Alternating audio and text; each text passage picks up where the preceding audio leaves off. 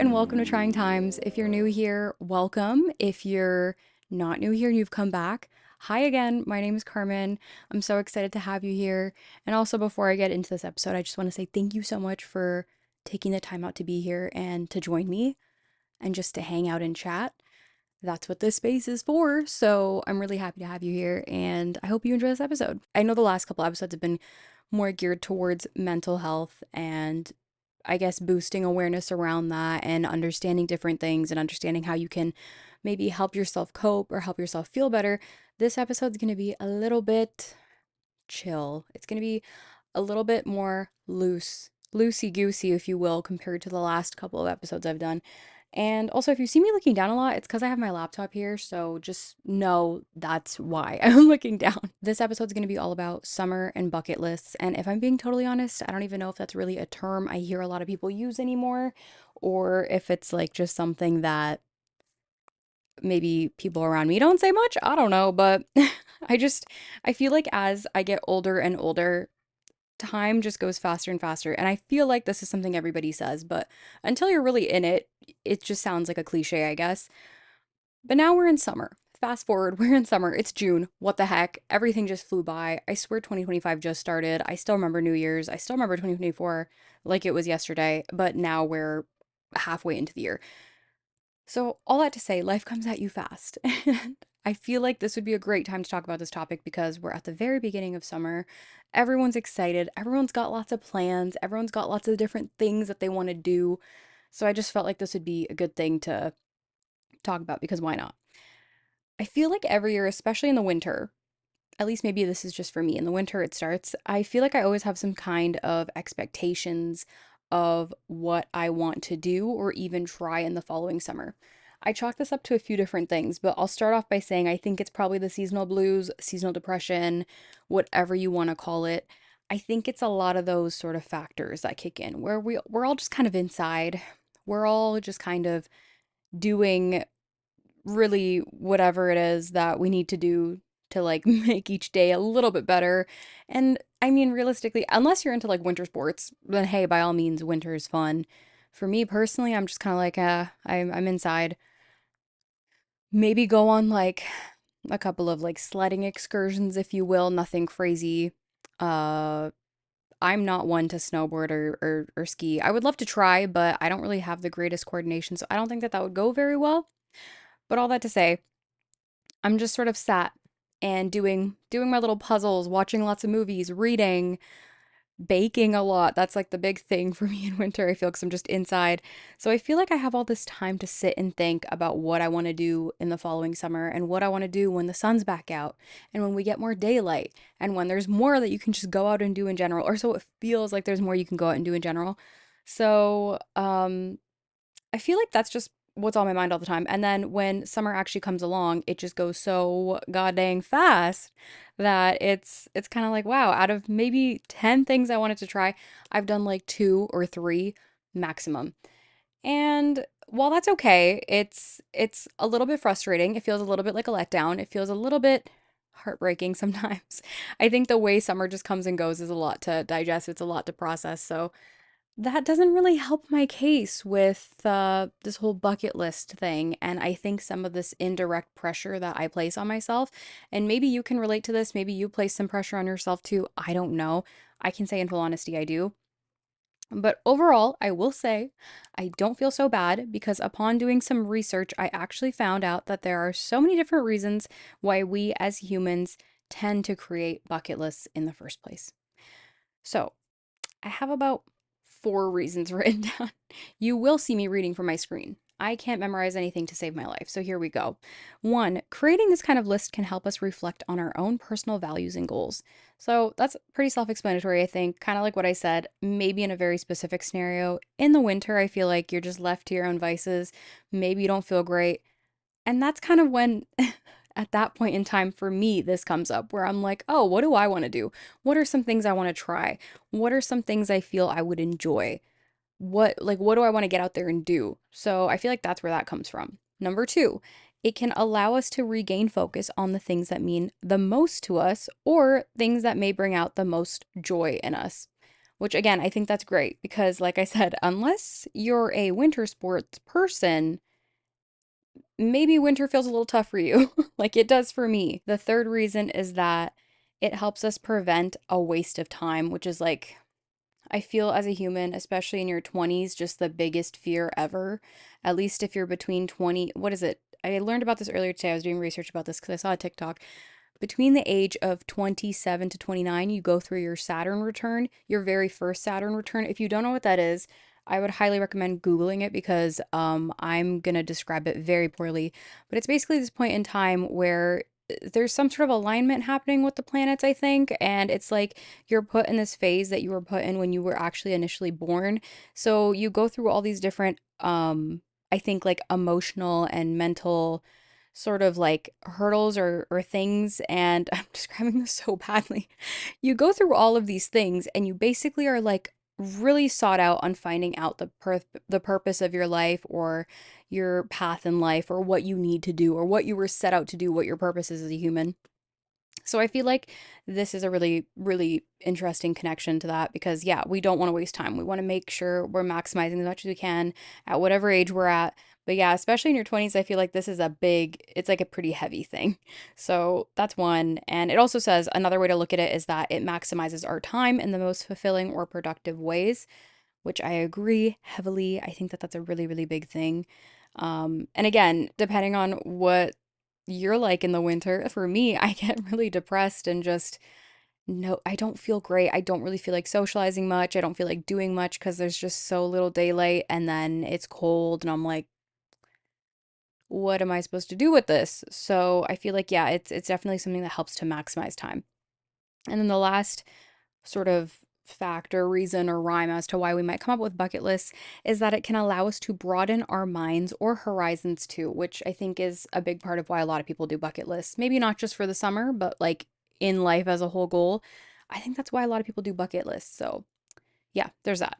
All in all, I'll say I think that it's this thing we do to almost prevent a level of dissatisfaction, to prevent wasting time, to prevent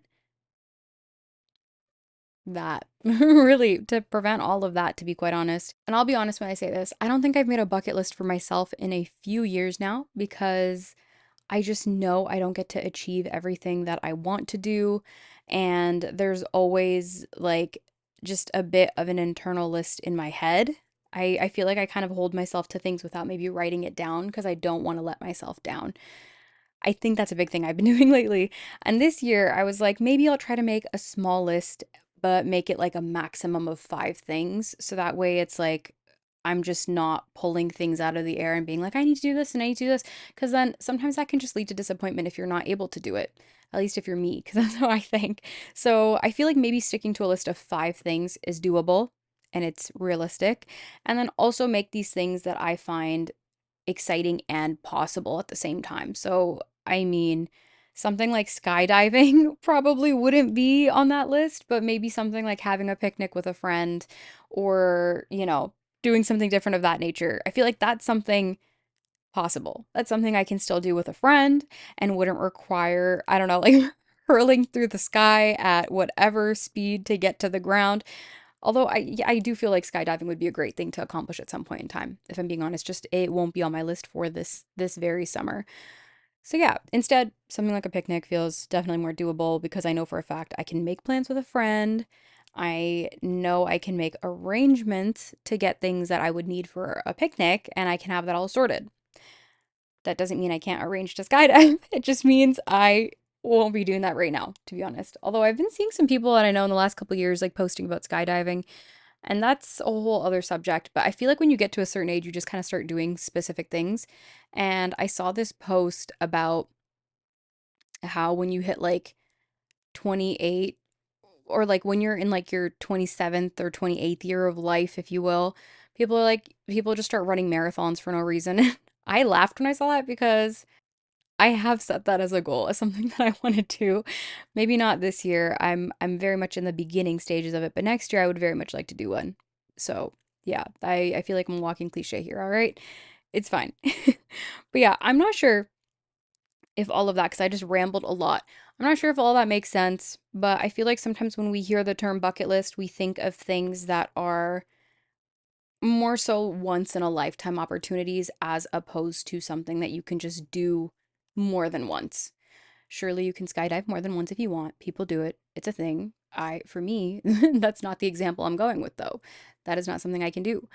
But I feel like sometimes maybe having a bucket list with things that you can do more than once or things that are maybe a little bit more mundane, sure. It might be simpler and it can actually equate to a really nice just like book of memories or a nice catalog of memories in your mind, if you will. Because I mean, I don't know about you, but a picnic, for instance, that's the example I'm really sticking with here. I love that. I've had a picnic, gone on a picnic, created a picnic. I don't know what the term for that is or what the wording for that is. I'm gonna be honest with you, I don't know what the term for that is, but what is the, how do you say that? I've had a picnic. I'm just going to go with that. I've had a picnic with friends probably upwards of 4 times in my life. And every single time I can honestly say it's been a great time and I've really enjoyed it. It's not something I ever regret. It's always fun.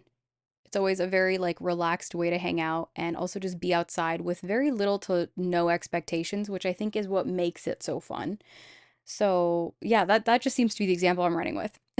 But yeah, there's always a portion of the show where I love to either work with audience submissions, which, by the way, if you want to submit your thoughts on a certain subject or just participate in the show in any way, shape, or form, please feel free to check out the Trying Times Instagram at the Trying Times Podcast and go to the link in bio, and you'll find a Google form there that you can fill out and you can actually submit some of your thoughts on certain topics that I have in there or certain prompts that I have in there, and then I'll share those in a future episode. So, yeah, even if there's something in there that you don't want to answer, you can still submit a prompt to something that you think would be an interesting subject. And I'd be more than happy to hear from you and include that. For this episode, I took to Reddit because I feel like Reddit is something that it covers everything. There's no stone left unturned with Reddit. Like you can talk about anything from this platform. So I took to Reddit to see what some people added to their bucket lists for ideas. One post that I saw had actually quite a few good ideas. So someone asked, "What's on your summer bucket list?" And then they wrote, "Hi everyone, just for funsies, I'm making a summer bucket list and I want to get some ideas by asking all you beautiful people," which that's so lovely. "I want to get some ideas by asking all you beautiful people what's on your summer bucket list. Really looking forward to the wide range of ideas this post might collect. Go nuts." So someone commented and they actually gave a lot of really lovely ideas. I love this. First one, hiking. Boom, great. Two, eating solo at like 4 restaurants, so once a month or twice a month. I think that that one's really cool because you don't have to hold anyone to it. Like you get to do that yourself. There's no pressure. You just get to go and plan and go wherever you want. There's no limitations, which is cool. The other one they said is going to a place like Rec Room, Pursuit OCR, not sure what that is, or Dave and Buster's. So basically like an arcade vibe, which I think would be fun. They also said museums, some have free nights. Someone said going to like a music garden, visiting a farm, go-karting. That's fun. I want to do that. Doing self-portraits. There's some studios that offer that. This one's very catered towards Toronto, so they offered monography as a studio, which is really cool. Doing an escape room or pottery. Ooh, I like that.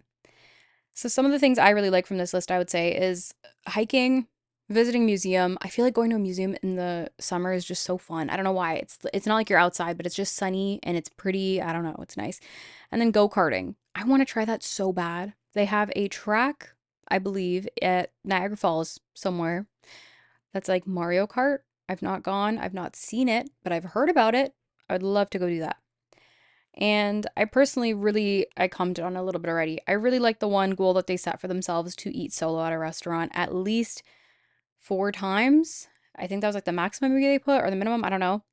I personally really love the idea of going out and doing things independently or on your own, pretty much having like a solo date. I think that's so much fun because, again, there's no limitations around that and you can just do whatever you want. And yeah, you don't have to feel like you're disappointing anyone. I don't know. Sometimes it can feel like that. And it's fun. You can try whatever you want to try. There's no judgment. There's another comment that actually had a very similar format of like a list combined with things that they were meaning to do and then hadn't gotten around to do yet, and then also things that they wanted to do and are hoping to do soon. So, again, these are very like mundane things you can do whenever or things that you can plan to do with friends, and it's cool. They included a bunch of stuff, so I'll read that real quick. The very first one says, paint my baseboards, laundry room. I mean, yeah, redecorate son's room, kayak and or paddleboard at least thrice this summer, which that seems like so much fun. I've never tried either, but I want to try one or the other this summer. Bike ride 3 times a week, swim 3 times a week, farm work or at least 4 more times. Eat 36 oysters in one sitting. I can honestly say that's not on my list, but I respect it. That's a very specific number. Movies 5 times, not including the 2 times I will watch Deadpool and Wolverine. Okay, then. Spa trip, tree top trekking. That seems like fun. I've not really properly done that before, and I want to try that. That seems like it'd be cool. Visit the beach and then say hi to everyone's dog.